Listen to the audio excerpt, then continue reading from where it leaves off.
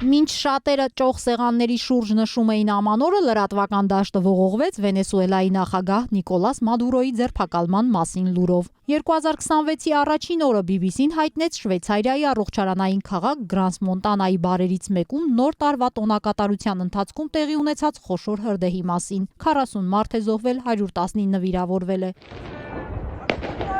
Հրդեհի մասին հայտնեցին նաև Ամստերդամից, այնտեղ հունվարի 1-ի տոնական գիշերն այրվել է 150-ամյա եկեղեցի։ Միջազգային լուրերի առաջին տողերում Ուկրաինայում խաղաղություն հաստատելու անհրաժեշտության մասին վերլուծականներն ու մաղթանքներն էին։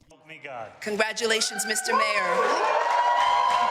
CNN-ը տարին մեկնարկեց Նյու Յորքի նոր քաղաքապետ ունենալու մասին լուրով, որին հաջորդում է Մեքսիկայի Գերերո նահանգում խաղաղօվկիանոսյան ափամերձ տարածքի մոտ տեղի ունեցած 6.5 մագնիտուդով երկրաշարժի մասին նորությունը։ Զոհերի կամ տուժածների մասին տեղեկություններ ներառված չէին։ Տարեսկզբին դրական լուրեր ևս կային։ Բրիտանական GB News-ը հայտնեց խմբագրության կազմած բարեգործական օրացույցի 100% վաճառվելու մասին։ Հասույթն ուղղվելու է անապահով ու հատուկ կարիքներով երեխաների աջակցությանը։ Այդպիսի մի օրացույց էլ, որում զետեղված են Աֆրիկայում ապրող կենդանիների նկարներ, դեռ վաճառքում է։ Ստացված եկամուտն օգտագործվելու է այդ երկրամասի ծայրահեղ աղքատության մեջ ապրող երեխաներին ջուր, սնունդ ու դեղորայք հասցնելու համար։ New York Post-ն էլ հետաքրքիր անդրադարձ էր արել Թայլանդից, որտեղ տեսախցիկները ֆիքսել են երկար ժամանակ վերացած համարվող տեսակի վայրի կատվի։ Ամանորին հրաշալի լուր հայտնեցին Եգիպտոսից, գտնվել է Ռամզես II-ի արձանի կորած մասը։ Միշտ էլ տագնապային լուրերն առաջինն են տարածվում, բայց այս օրերին հաստատ եղել են հազարավոր դրական իրադարձություններ, որոնց մասին դեռ չենք լսել։